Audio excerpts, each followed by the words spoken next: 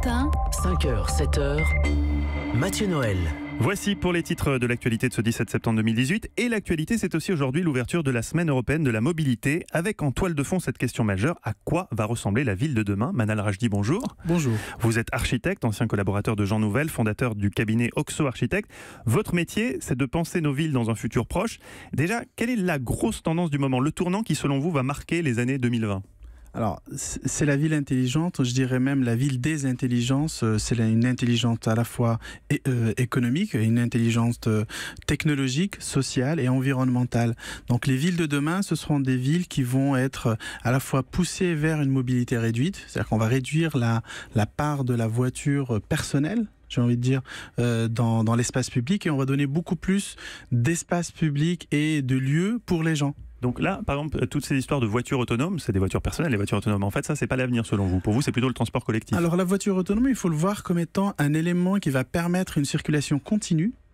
Autonome, pourquoi? Parce qu'il n'y a pas besoin de conducteur, donc on peut l'imaginer comme une sorte de bus en mouvement permanent. Ah oui, le véhicule autonome peut être un bus en fait. Ouais, oui, et qui va faire que les gens vont rentrer dedans, être déposés, reprendre quelqu'un. Donc une voiture peut faire plusieurs personnes au lieu d'en avoir une dedans. Donc, c'est du covoiturage autonome. Voilà, c'est une sorte de covoiturage, mais qui va permettre surtout de réduire le nombre. Comme ça, on peut réduire à 20 à 30% d'utilisation de la voiture personnelle.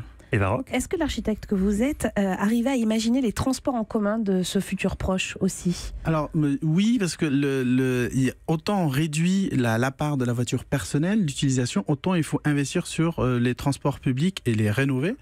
Comme est le cas à Paris, il faut investir un peu plus dans les transports en commun pour pouvoir inciter les gens à pouvoir utiliser les transports publics, parce que ceux-là sont déjà économiquement et écologiquement performants.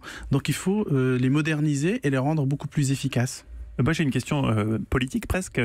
Souvent, Anne Hidalgo est critiquée pour ce qu'elle fait à Paris sur la piétonisation des voies urbaines. Par exemple, certains disent que ça n'a pas fait baisser la pollution, que ça l'a fait augmenter. Enfin, il y a des débats là-dessus. Pour vous, c'est ridicule ce genre de débat? Ça va forcément dans le bon sens? C'est la tendance actuelle de toutes les grandes et de toutes les villes, voilà, partout dans le monde. Les villes, c'est qu'on va réduire la consommation et l'émission de carbone par ces voitures. Mais il faut, ça prend un temps. C'est de l'expérimentation. La ville intelligente, c'est surtout beaucoup d'expérimentation pour y arriver.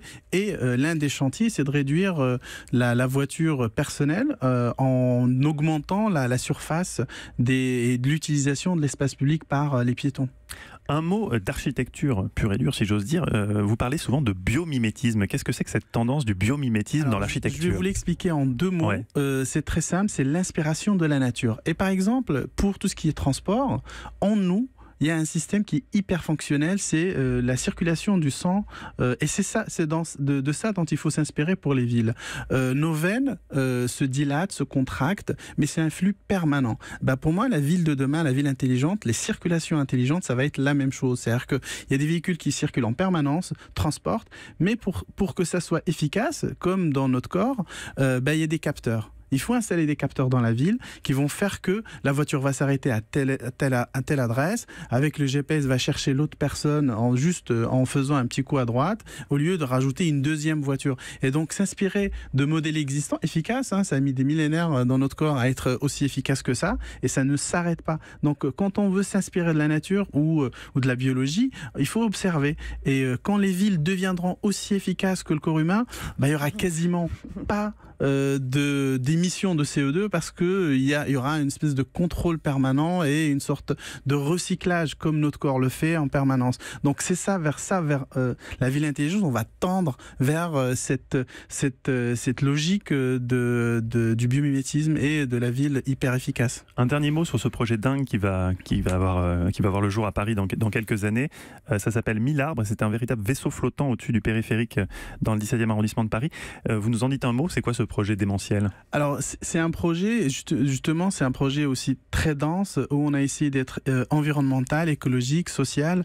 On a créé un projet sur lequel on a planté 1000 arbres pour absorber la pollution. Il y a vraiment 1000 arbres, c'est pas juste un nom. Non, il y a vraiment 1000 arbres, c'est vraiment l'intention, elle est là, où on a des bureaux, des logements, une crèche, on a un hôtel, et on fait une sorte de micro-ville écologique qui va être à 90% environnementale dans l'utilisation des énergies, parce que ça sera de la géothermie, on va aller chercher l'énergie dans le sol pour faire fonctionner ce bâtiment-là, et c'est aussi un emblème dans l'entrée de la ville de Paris. Parfait. Et ça débutera les travaux. 2019, hein, c'est ça 2019, on commencera pour le début des travaux. Ouais. On a hâte. Merci beaucoup Manal Rajdi d'avoir été avec nous en direct sur Europe 1. Je rappelle que vous êtes le fondateur du cabinet Oxo Architecte. Merci beaucoup.